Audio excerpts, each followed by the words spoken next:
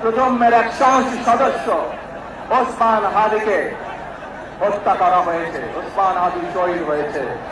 প্রিয় ভাই বোনেরা, ওসমান হাদি চেয়েছিল এই দেশের মানুষের জন্য গণতন্ত্র প্রতিষ্ঠিত হোক, এই দেশের মানুষের গণতান্ত্রিক অধিকার প্রতিষ্ঠিত হোক, এই দেশের মানুষ তাদের গণতান্ত্রিক এবং অর্থনৈতিক অধিকার ফিরে পায়।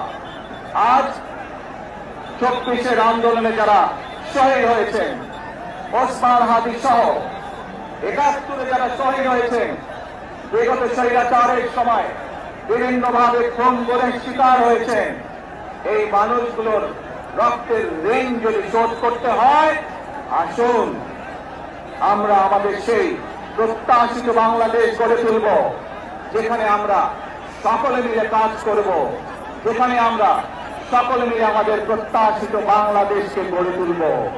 প্রিয় ভাই